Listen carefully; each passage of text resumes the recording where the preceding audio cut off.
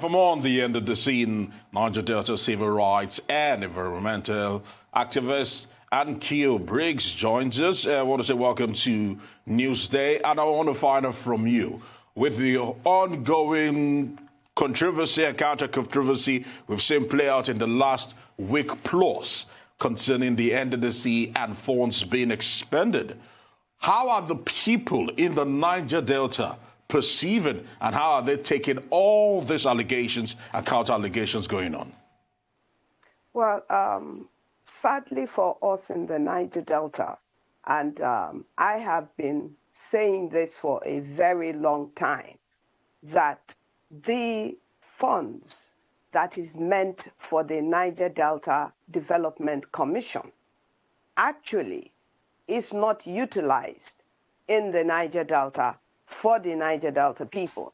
I have also said severally, even on this, on your station, that the Niger Delta Development Commission, from inception of 2000, was set up to route money from Abuja in the name of the Niger Delta Development Commission to the Development Commission, and then back to Abuja to the people who are controlling. And when I say the people, I therefore mean that the government, the federal government from inception, the corruption in Niger Delta Development Commission is not an issue of today, is not an issue of today's government. It's an issue of 2000 at inception. So the corruption has been going on. It involves even the borrowing of money from outside Nigeria. The government and the National Assembly that approves the budget is involved in this evil, I call it evil, that the Niger Delta people have endured over 20 years, where there is a great pretense that development is going on through the NDDC, which is an intervention agency, and nothing is going on. I do not doubt that Niger Delta people are involved. They have to be involved for it to be effective. And that is why the appointments are political, because when the appointments are political, then you have to answer to the person that has put you there. So when Niger Delta people are placed in a position where they that have no say in what politicians and their cronies from the Niger Delta are doing with the Niger Delta people's money, it is wrong to continuously say to the Niger Delta people who are hungry and have no say in how the Niger Delta Commission is run. Mrs. Briggs, certainly. Hold your thoughts for just a moment. Let's take a very quick commercial break, ma'am, and we will be back with you to discuss this more. Stay with us.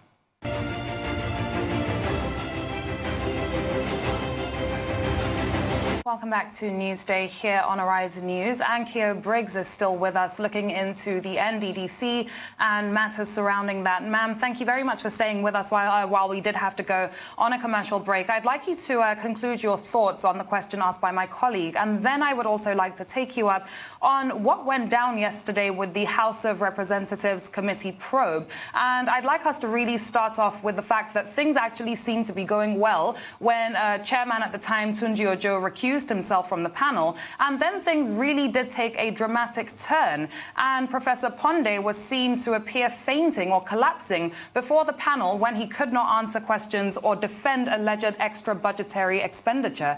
How do you react to that? Okay, just to quickly conclude on the other question, when I mentioned borrowing money and also the World Bank, it is the same method that they use at government level to reroute monies that they borrow.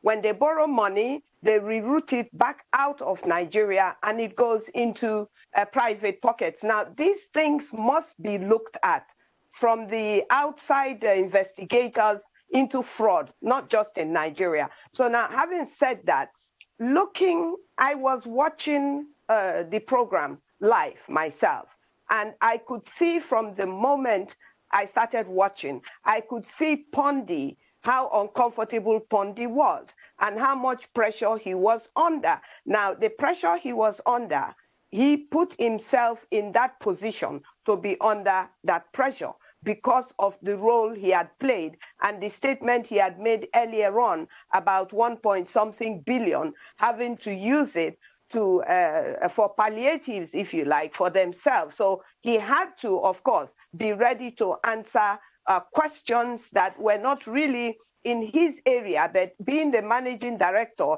he definitely have authorized the payment of those, the sharing rather, of those monies. So the pressure was much. I could see that. Now, the former chairman who excused himself from the probe as a chairman and having handed over, again, as a lay person, as an interested party, I could also see that the committee or the panel rather have come full blown, full force to attack Pondi. Now, whether he was able to withstand it or not was what played out. Now, I am not a medical doctor, so I don't know whether he fainted. I don't know whether he didn't faint. I don't know what underlying medical conditions he must have, but we're hearing that he has. But that's not our business. We pray that he is well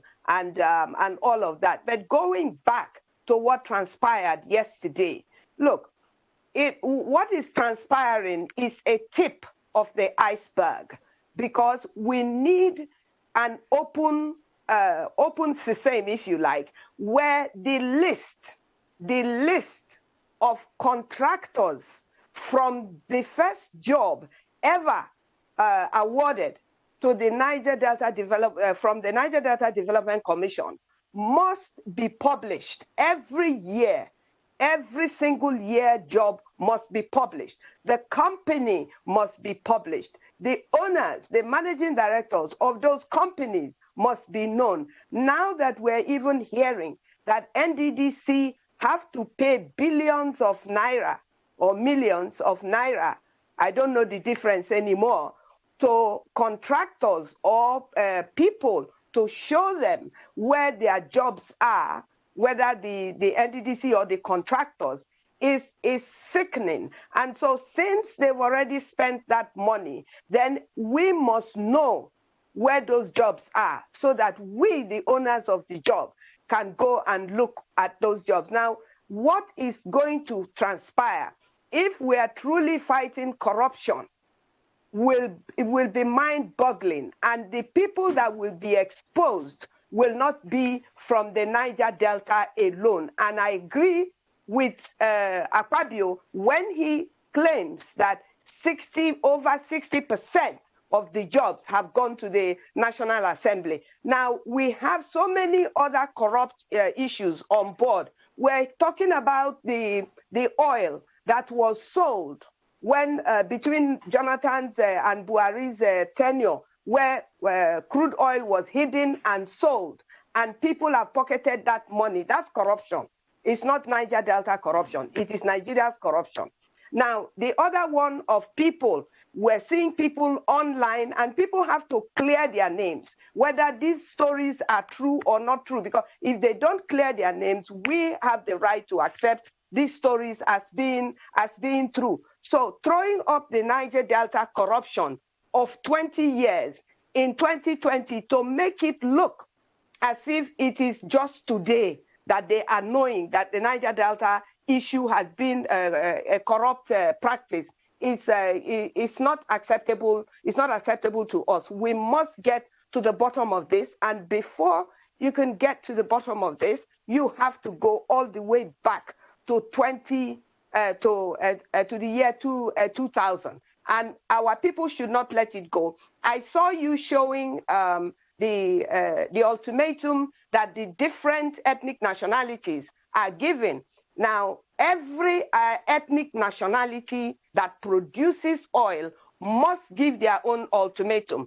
the people in River State that produce oil, all the 6 states that produces oil must give ultimatum to the federal government. It's not just about one ethnic nationality or one state. It must be about all the ethnic nationalities resisting this plan to take our crude oil to Lagos by Dangote, to take our gas through Niger Delta to Kogi State and Kaduna and Kano. We will not accept this. This is all part of corruption. It has got nothing to do with justice and equity. All right, Annkio, like you mentioned, the president had ordered in 2019 a forensic audit into the NDDC and the monies that have been invested into the commission for quite a while right now, for a long span of time, from 2001 to 2019. And a lot of people are claiming that that particular forensic audit is the one that is raising all the storm. Now, my question to you is this. Do you ever think we'll be able to get a concise forensic audit of all the monies that have been spent by the NDDC in the years in review?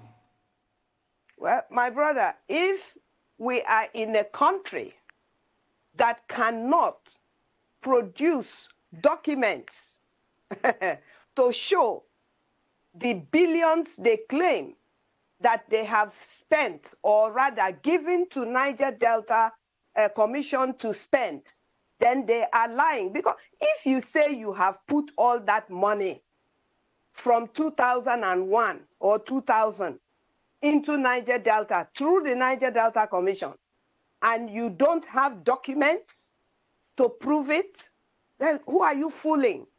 Then we might as well go our separate ways, because that is the ultimate. Because you cannot, are they saying that the corruption, the forensic audit is just going to be from when Akpabio was appointed minister? No, the forensic audit must go all the way back. And even this IMC, when they removed Joy Nune, they should have removed the whole IMC and not just remove Joy Nune and bring Pondi into it.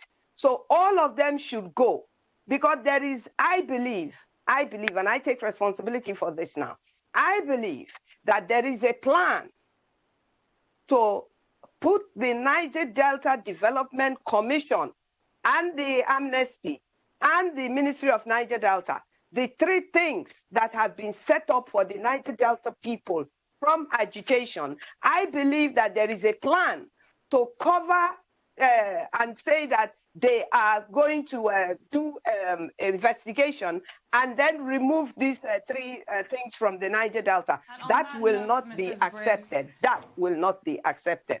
Thank you so much for joining us on Newsday this afternoon and giving us your viewpoints with regards to this situation.